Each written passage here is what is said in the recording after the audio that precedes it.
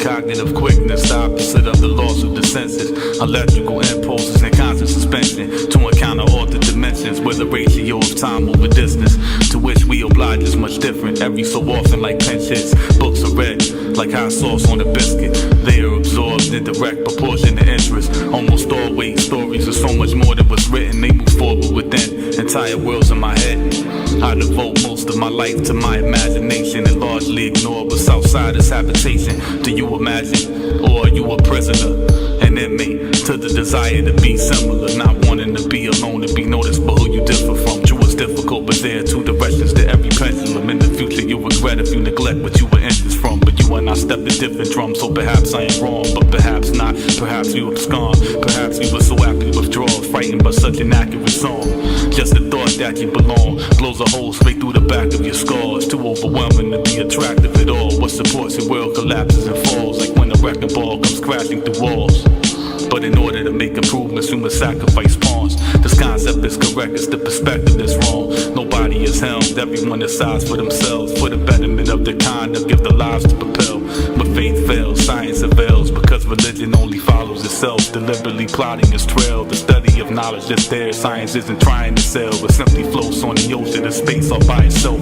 It goes where it goes, its destination nobody knows. The water's deep, deeper than inaudible tones. You may reach the bottom, but you'll never make it whole in your nose. And what I mean by this is when oxygen goes through a hose, even the strongest submarines on the globe would implode. Pressure of which is not meant to venture or go below, but strides differ. Mother Nature is time sister. Each age will see changes in the sublime picture, all of which culminates in a unified figure. When the cloud coming soon, the future provides winter. Sand will move through the sky with a huge eye in the center of all of my fists. Apocalypse including the 5 fingers and spit through the mic and splinter. The roots of the not remember to speed up evolution so humans will die quicker.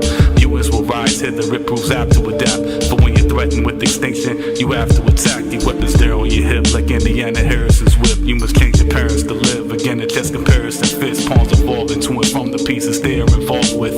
Lethargic is life in the wake of a star's darkness, but nonetheless, like a flower opening up, it will awaken.